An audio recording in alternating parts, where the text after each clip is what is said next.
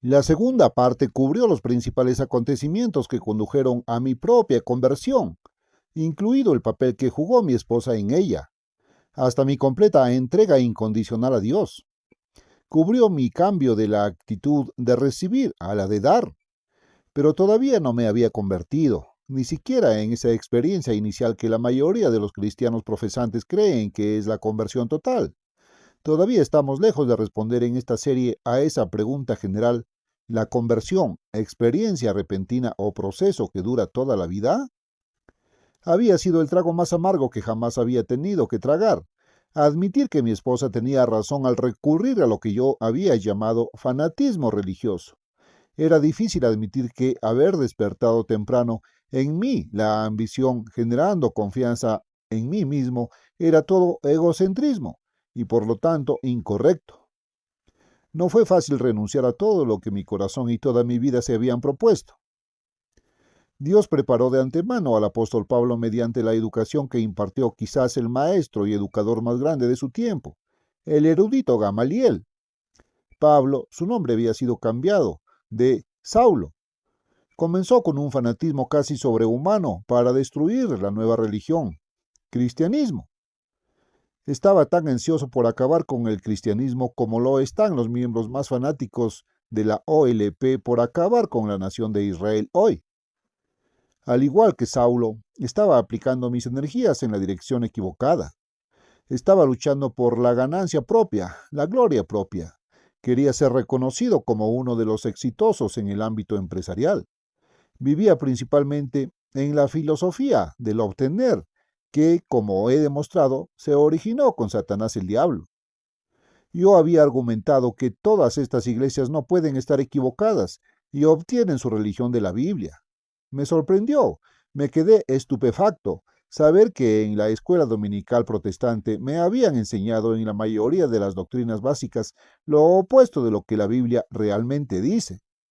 Tuve que aprender en este estudio inicial, más intensivo y profundo, dónde estaba la verdadera falla. La Santa Biblia es el vendedor número uno del mundo. Millones de personas poseen Biblias y nunca las leen. Otros millones las leen, pero no creen lo que dice la Biblia. Adán y Eva fueron enseñados directamente en persona por Dios mismo, pero no creyeron lo que Dios dijo. Le creyeron a Satanás cuando apareció. Jesús vino con su mensaje evangélico, el anuncio del reino de Dios venidero, que restaurará el gobierno de Dios y traerá paz a la tierra. Pero después de 3 años y medio de que Cristo mismo predicara ese mensaje a miles, solo 120 realmente se convirtieron en creyentes. Hechos 1:15. La gente cree lo que dicen otros libros, pero la Biblia es la misma palabra escrita de Dios. En realidad, Dios hablando en forma impresa. Y pocos realmente creen lo que Dios dice. Hacen de él un libro místico que casi nadie entiende. Sin embargo, es simple y llanamente dice lo que significa y significa lo que dice. Había estudiado mucho, profunda y minuciosamente. No quería creer que mi esposa tenía razón. Estaba estudiando con una mente carnal e inconvertida, una mente capacitada para comprender las cosas físicas mediante la adición del espíritu humano al cerebro humano, como en todos los humanos, pero necesitaba un segundo espíritu que entrara con él para entender las cosas de Dios, su Espíritu Santo. Es por eso que me tomó 6 meses de estudio intensivo y profundo para llegar a ver lo que mi esposa había podido ver y entender en 15 a 30 minutos.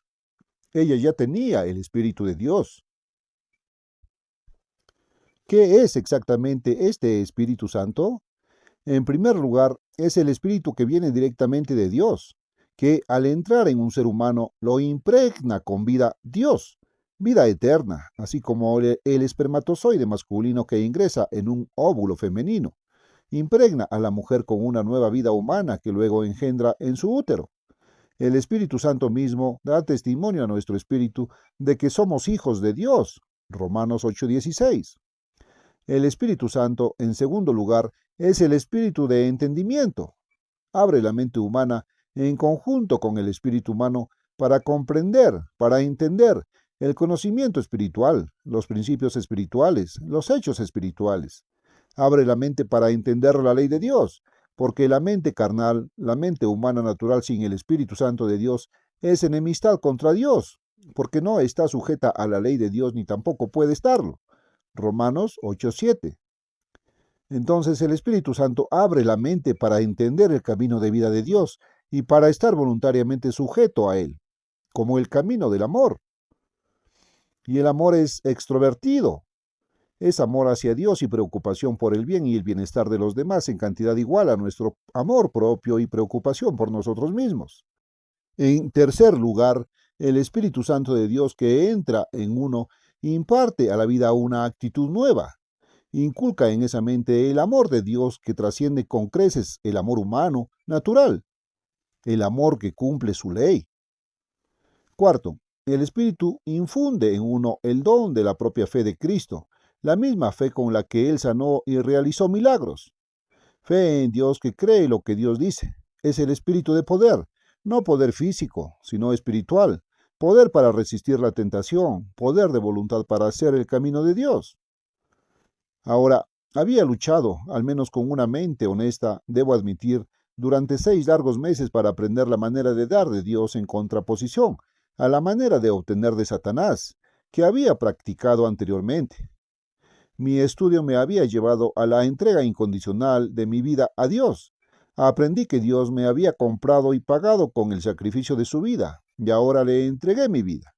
Por supuesto, como dije en la entrega anterior, en ese momento mi propia estimación de mí mismo se había reducido tanto que no veía cómo Dios podría alguna vez usar mi vida, pero ahora era suya, si Él podía usarla. Las condiciones bíblicas para recibir el Espíritu Santo de Dios son dos: arrepentimiento y creencia. El remordimiento está lejos de ser un arrepentimiento real. El verdadero arrepentimiento se desarrolla mediante la tristeza según Dios. Significa un cambio completo desde el camino del obtener, camino de Satanás, al camino de dar de Dios. Pero no pude encontrar ninguna promesa en la Biblia de que alguien recibiría el Espíritu Santo hasta después del bautismo en agua. Como he dicho, había hecho un estudio muy minucioso y profundo de toda esta cuestión en muchas fuentes externas. Pero me crié en una iglesia protestante que no creía en el bautismo en agua y todavía no había estudiado lo que decía la Biblia sobre el bautismo en agua. Ahora sí lo estudié, a fondo. Encontré una excepción en la que el Espíritu Santo fue dado sin y antes de el bautismo en agua, en la casa de Cornelio, un capitán gentil de más de 100 soldados romanos.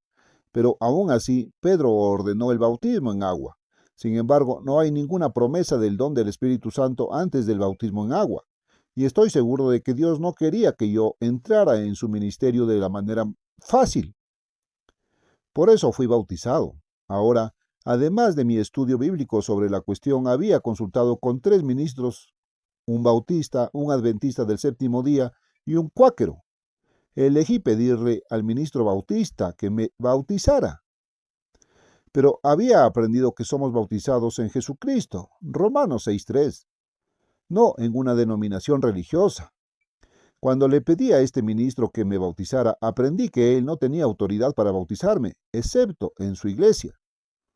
Se me pidió que compareciera ante una junta directiva para ver si le darían a su pastor autoridad para bautizarme en Jesucristo.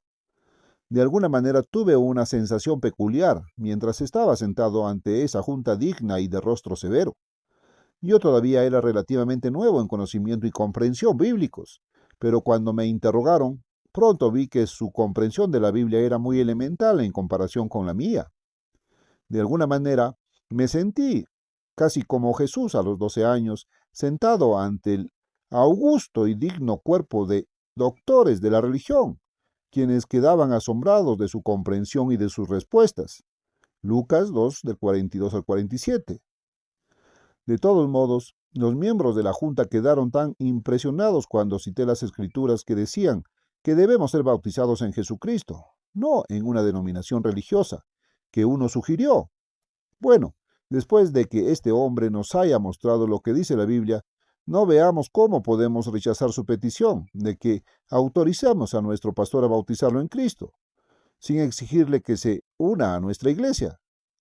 Los demás entonces estuvieron de acuerdo. Por supuesto, ese bautismo fue una experiencia, una que nunca olvidaré. Fue un domingo por la noche. Me enterraron y salí del agua. Era un tipo de la muerte, sepultura y resurrección de Jesús. Pero, ¿cuál fue exactamente la experiencia de recibir el Espíritu Santo? Sentí ciertas sensaciones físicas. Hubo sensaciones de hormigueo subiendo y bajando por mi columna como algunos pentecostales afirman sentir. No, nada de ese tipo. Pero hubo una experiencia espiritual muy definida. Salí de esa agua sintiendo como si todos mis pecados hubieran quedado enterrados allí. Tenía la sensación de saber que estaba limpio espiritualmente. Estaba el conocimiento consciente de que ahora yo era realmente el Hijo de Dios. Había cumplido sus requisitos. Le había entregado mi vida a Él y tenía un conocimiento muy definido de que su Espíritu Santo había entrado ahora en mi mente y en mi vida. Y su Espíritu definitivamente testificó con mi espíritu que yo era su Hijo. Romanos 8:16. Fue un conocimiento definitivo, un cambio de actitud mía, no un sentimiento físico. Hasta ese momento, como ya he dicho, estaba luchando con estas cuestiones bíblicas, estudiando casi día y noche, con una mente carnal. Quedé realmente asombrado al descubrir que a partir de ese momento, la verdadera comprensión de las cosas que estudié en la Biblia llegó fácil y rápidamente, en comparación con mi experiencia con una mente carnal. Ahora estaba dispuesto a aceptar la verdad de Dios, fuera lo que quisiera o no. Ya no busqué mi voluntad, tratando de probarla con la Biblia, sino que simplemente busqué la voluntad de Dios. Sí, definitivamente fue una experiencia repentina, pero ahora estaba salvado. ¿Se completó ahora mi salvación? De ninguna manera. Yo era como los corintios. Ellos también habían pasado por esta experiencia inicial. Habían recibido el Espíritu Santo. Estaban bajo la gracia de Dios, porque Pablo escribió: Doy siempre gracias a mi Dios de vosotros por la gracia de Dios que os es dada en Jesucristo. Primera de Corintios 1:4. Pero el apóstol continuó: Hay contiendas entre vosotros. Versículo 11. Más tarde Pablo se lamentó: Y yo, hermanos, no pude hablaros como a espirituales, es decir, de mentalidad espiritual y entendimiento espiritual, sino como a carnales, como a niños en Cristo. Primera de Corintios 3:1. Sin embargo, se habían arrepentido, creído y recibido el Espíritu Santo. Pero permítanme intervenir para decir aquí mismo que el Espíritu Santo nos es dado por grados. La mayoría comienza con una porción muy pequeña del Espíritu Santo de Dios. Quizás todavía sean 90% carnales, como lo eran estos corintios. En el extremo opuesto estaba Jesucristo mismo. Él era el único Hijo de Dios, el único engendrado, es decir, el único jamás engendrado antes del nacimiento humano por Dios. Jesús tenía el Espíritu Santo en plena medida. Nosotros, al principio, solo parcialmente, pero algunos en mayor medida que otros. Creo firmemente que Dios, por su gracia, me concedió una porción mucho más completa de su Espíritu desde el principio que la experiencia promedio. ¿Por qué? Me habían bajado la moral y la confianza en mí mismo. Había hecho un estudio minucioso y acepté lo que no quería, pero lo que vi fue la verdad de Dios. Mi mente finalmente estaba más abierta a la verdad de Dios que la mayoría. Estaba más vaciado de yo. Hice una rendición incondicional. Entregué mi vida a Dios. Además, lo que no me di cuenta entonces fue que Dios me estaba preparando para ser su apóstol. Él había estado trabajando en mí espiritualmente y, como podríamos decir hoy, Él trabajó en mí para lograr muy bien.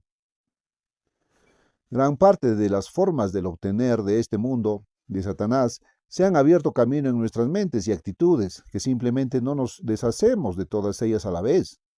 Como dice Pedro, crecemos en la gracia y en el conocimiento de nuestro Señor y Salvador Jesucristo. Segunda de Pedro 3:18. Permítanme interrumpir y preguntar nuevamente: ¿cuál es el propósito de Dios al colocar la vida humana aquí en la tierra? Como he dicho, lo único que ni siquiera Dios puede crear de una sola vez, instantáneamente por decreto, es el carácter santo, espiritual y justo. Ese debe construirse dentro de nosotros con nuestro propio consentimiento, con un cambio de mente y de corazón y con la voluntad de suplicar a Dios que coloque su carácter dentro de nosotros. Y eso definitivamente es un proceso. Requiere nuestra propia elección, decisión, voluntad y diligencia para buscarlo y trabajar en ello. De modo que la conversión es a la vez una experiencia y un proceso. Pero a menudo me veo obligado a preguntarme, ¿cuántos de los que profesan el cristianismo han pasado alguna vez por el proceso inicial mediante el cual recibimos el Espíritu Santo de Dios? Mejor busca en tu propio corazón. Me doy cuenta plenamente de que no todos tenemos exactamente la misma experiencia. Esta experiencia inicial de recibir el Espíritu Santo puede tener lugar de diferentes maneras bajo diferentes circunstancias. Es posible que no todos hayan tenido que tragar una píldora tan amarga al admitir la derrota como lo hice yo. Solo os pongo mi experiencia como ejemplo. Así tuve que vivir esa experiencia inicial. Pero la conversión definitivamente sí requiere una entrega total, incondicional, a Dios y su modo de vida, la ley de Dios. Sí requiere un arrepentimiento real. Como dije, eso es mucho más que simplemente remordimiento. Conozco a un hombre que se arrepentía tanto de lo que había hecho, de sus pecados, que se derrumbó y lloró como un bebé cuando estaba con su esposa y conmigo. Pero a la mañana siguiente se encontraba nuevamente en la misma actitud carnal anterior. El remordimiento había terminado y él no había cambiado. Esta experiencia inicial te cambia. Como dice la Biblia, la tristeza que es según Dios produce arrepentimiento para salvación. Segunda de Corintios 7:10. Significa un cambio total de cara. Significa apartarse del camino egocéntrico de la vanidad, la lujuria y la avaricia, la envidia y los celos, el resentimiento contra los errores y los errores imaginados, la rebelión contra el gobierno de Dios sobre la propia vida, el espíritu de competencia que conduce a la contienda, la violencia y la guerra. Significa un cambio a la manera de dar, la manera de amor y obediencia a Dios y una preocupación abierta por el bien y el bienestar de los demás, igual a su propia preocupación por sí mismo. No abandonaréis completamente en todo momento al yo anterior. No vivirás perfectamente de una vez la nueva forma de amor y preocupación por los demás, pero toda tu intención, tu actitud habrá hecho ese cambio. Y es posible que no recibas una medida completa del Espíritu Santo de Dios de una sola vez. Probablemente comenzarás como un niño en Cristo, como los corintios. La presencia de ocupas, ocupando la tierra prometida, también es una forma de pecado en nuestras vidas. Dios es dueño de la tierra. Había asignado por promesa a Abraham, para su descendencia, esta tierra prometida. Por lo tanto, legítimamente les pertenece a ellos, y no a las naciones gentiles que simplemente se habían mudado y se habían apoderado de ella. Dios prometió expulsar a estos ocupantes ilegales, pero él dijo, no los expulsaré de delante de ti en un año, para que la tierra no quede desolada y las bestias del campo se multipliquen contra ti. Poco a poco los expulsaré de delante de ti hasta que crezcas y heredes la tierra. Éxodo 23, 29, 30. Note también Deuteronomio 7, especialmente el versículo 22. Dios prohibió a los israelitas adorar los ídolos y dioses de estas naciones gentiles, pero la llegada de animales salvajes habría supuesto un peligro mayor. Si pudiéramos expulsar todo pecado de nuestras vidas de una vez, nos volveríamos espiritualmente orgullosos, y el orgullo espiritual es el mayor de los pecados. Job lo tenía, y fue el hombre más difícil de convertir para Dios en la historia. Sin embargo, debido a que la conversión definitivamente también es un proceso, un desarrollo, un crecimiento que requiere tiempo, también me pregunto cuántos de nosotros podemos sentir que simplemente no están convertidos en absoluto, cuando en verdad son niños en Cristo que todavía no han crecido mucho espiritualmente, pero que han recibido el Espíritu Santo, aunque sea en pequeña medida, y en realidad están creciendo y se dirigen en la dirección correcta. Recuerde, Dios mira el corazón, la actitud, la intención, obvia. Muchas experiencias registradas en el Antiguo Testamento fueron pensadas como ejemplos para nosotros hoy. En 1 Corintios 10 leemos, todas estas cosas les acontecieron a los de los tiempos del Antiguo Testamento para ejemplos y están escritas para nuestra amonestación sobre quienes han llegado a los fines del mundo. Versículo 2. Es cierto que la Biblia presenta tipos que cualquier estudiante bíblico que tenga el Espíritu Santo debería comprender fácilmente. También trata de símbolos, pero la Biblia explica sus propios símbolos, no siempre en el mismo contexto que el símbolo. También contiene alegorías, pero la Biblia misma explica las alegorías para que podamos entender. En otras palabras, nunca debemos intentar interpretar la Biblia. La Biblia se interpreta sola. En varios casos, como en la Pascua, Egipto se utiliza como un tipo de pecado. La salida de los israelitas de Egipto es un tipo de nuestra salida del pecado. Su entrada a la tierra prometida es un tipo de nuestra entrada al reino de Dios. En estos casos, así como en muchos otros, lo físico es un tipo de lo espiritual. Recuerden, a menudo he dicho que Dios se está reproduciendo. Nosotros, los que nos convertimos y maduramos espiritualmente, somos meramente el tipo de lo que fuimos antes del nacimiento humano. Primero, fuimos engendrados en una concepción que requería tanto un padre como una madre. Para hacer posible la reproducción humana, Dios formó a los humanos en dos sexos, hombre y mujer. Debido a que Él nos diseñó con la potencialidad de convertirnos en sus propios hijos, Dios en su amor formó al sexo como algo santo y hermoso. Pero como Satanás no tiene sexo, tiene celos. Odia el hecho de que Dios nos haya dado a los humanos esta bendición. Así que astutamente se las ha ingeniado para engañar a los humanos para que hagan un mal uso del sexo, e incluso su no uso, y un total malentendido al respecto. A través de algunas organizaciones que profesan ser cristianas, Satanás ha engañado al hombre haciéndole considerar el sexo como algo vergonzoso, malo y sucio. Ver mi libro La dimensión desconocida de la sexualidad. Pero esto sí sé.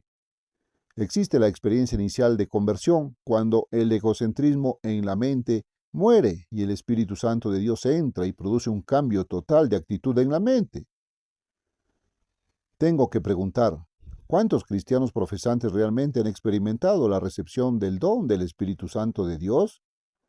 ¿Cuántos, debido a las enseñanzas engañosas y erróneas de Satanás, solo han visto lo suficiente de la verdad para decir, veo esta verdad, soy tan bueno, tan justo, que quiero la verdad, así que me uniré a esta iglesia?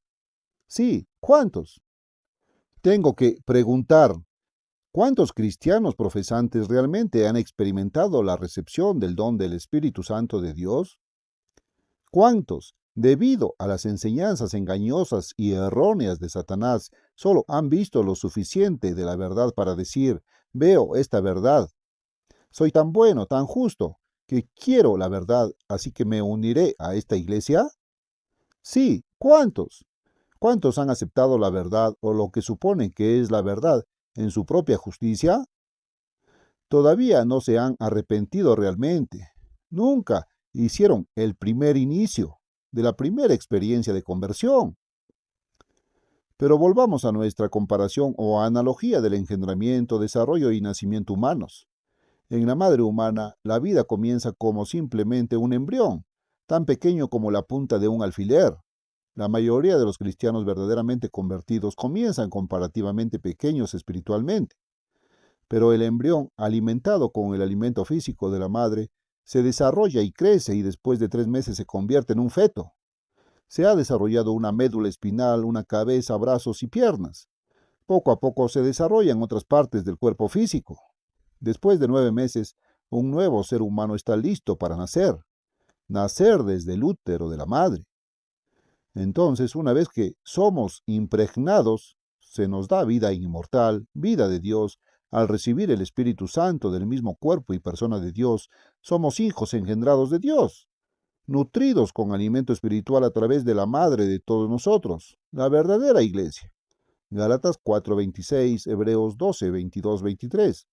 Hasta que nazcamos por una resurrección, como lo hizo Jesús. Romanos 1:4. Entonces estaremos compuestos de espíritu, pero debemos haber crecido en esta vida hasta el punto en que, una vez nacidos de Dios, no podamos pecar. 1 de Juan 3:9.